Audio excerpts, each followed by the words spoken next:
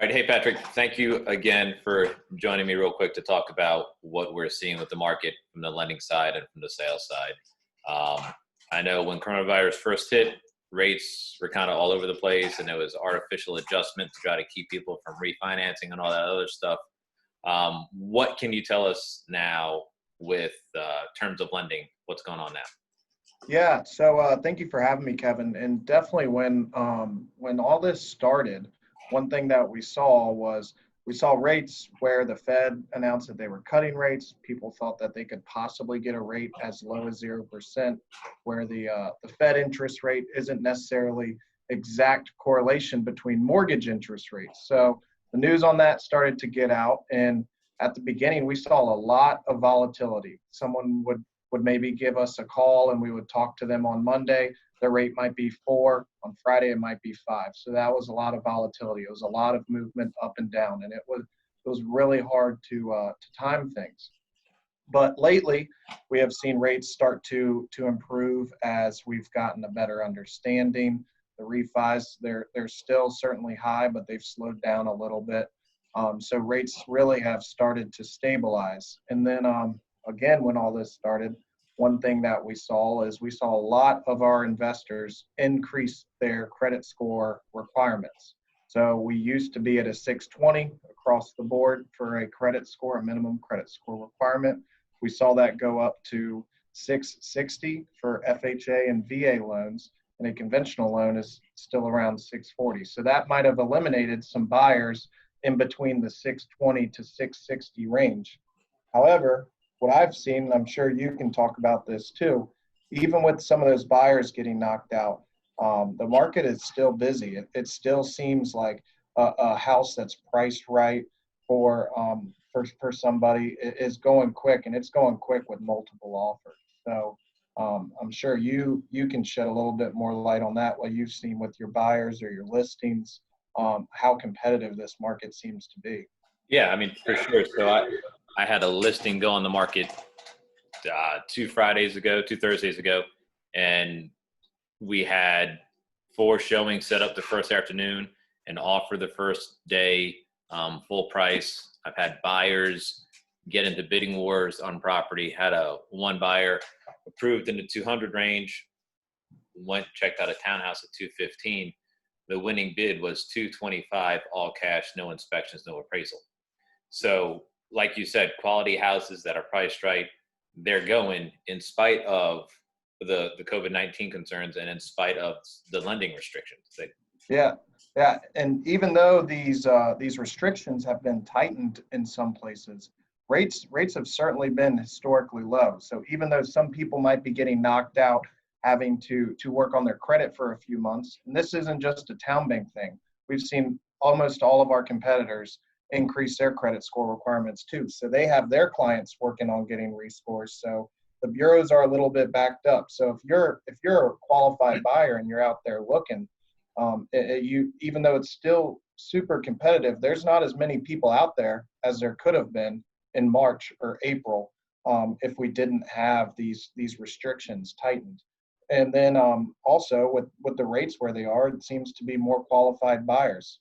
Obviously, if you're buying a house and the rate's 5, if you're buying that same house and the rate is 3.5, your payment's going to be less. That might allow someone else to go into a higher sales point. So I think that's led to a lot of people maybe getting off the fence is where rates are. So even with the tighter credit scores, if there's someone who's got that good credit score, but their income would have put them at a lower purchase price bracket, with these lower interest rates, they're able to possibly jump up Yeah, one tier. possibly, Okay. just because of where we've seen the rates and where they were at the end of last year. Obviously, a lower rate is going to lead to a lower payment. Right. And I know, I mean, one of the clients we have together, we're balancing that debt to income stuff and the credit score where he's gotten a promotion. We're waiting for the income to kind of show what it's supposed to be, and then he should be good to go, but we're just waiting for that bump up. Correct. Yeah. So, but and as far as that goes with the not the low end qualified buyer, but just lower price points with those buyers. I know in the MLS, that was those houses in that price point have started kind of sitting for a little bit longer than some of the more expensive houses, which I guess if we think about the effects from COVID-19, you've got a buyer who's approved for a lower purchase price.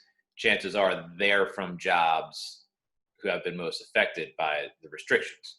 Yeah. So in order to get approved for that, they've got more hoops to jump through, or maybe there aren't as many buyers qualified for that because of whatever has happened to their income. So those houses in that price point are starting to sit. Yeah. So, and it's not a long term, it's just definitely, $400,000 houses are still moving like that. And there are some price points where they're sitting.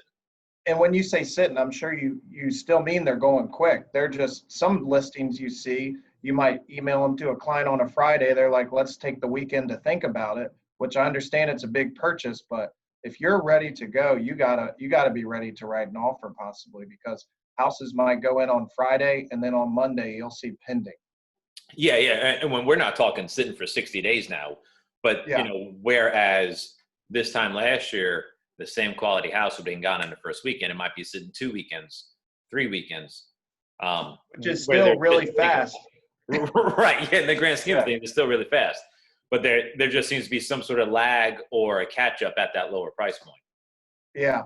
Yeah. And so kind of circling back to what we were talking about with everything being really competitive, my biggest suggestion is if you're getting ready to buy a house, whether you're a first time home buyer or you're buying your third, fourth, whatever home you're buying, if you're thinking about buying soon, reach out to Kevin, get a search set up, reach out to me so we can get a pre-approval set up so that we can have everything in line so you're ready to go.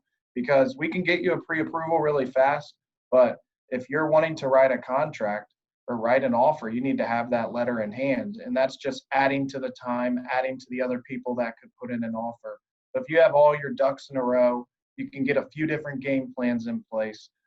Here's where I got to be if I'm going in at 200. Okay, if I find one for 250, here's what I have to do. Maybe you have to pay off some debt. Maybe you have to do something else. But I think getting all your ducks in a row early will allow you to write your most competitive offer. And you can see possible payments, cash to close, and then Kevin can walk you through your offer. We've even seen people foregoing closing costs or not as much sometimes. For sure. I mean, I had a client lose out on a deal last week where he was willing to pay all his own closing costs. So, and he still lost out. But yeah, and to speak to what you were just saying, as far as getting the research done first, to use a bad teacher analogy, to go back to the previous career, I mean, we've got to get the homework done, get the research done to be prepared for the final assessment, which is essentially writing the offer, being ready to go. So if you and I don't know what our client's dealing with, then we're scrambling at the last minute. Yeah, and it's just going to make the whole looking or everything, it's just going to make it a little bit more of a pain when it should be an exciting time, because you're either moving into that next level house, you're either downsizing for retirement, or you're buying your first home. No matter what, it should be exciting. So if you're scrambling last minute, it can just add to a headache, and maybe you're just sick of the paperwork, sick of doing all this stuff, and you might miss out on the right house just because of scrambling last minute and getting all these items together. Right, and as stressful as the whole process can be, having the clarity up front on what price point, what paperwork you need to have, it can ease some of the stress and emotions off from the start. Yeah, so I agree. Definitely, if you're out there looking to buy a house, get in touch with us. We'll get you set up and start the house hunt. Patrick, thank you again for joining me today. Enjoy the rest of your week, and we'll hook up next time. Yeah, you as well. Thank you, Kevin. And y'all take it easy, and appreciate y'all checking this out. All right. See you, bud. See ya.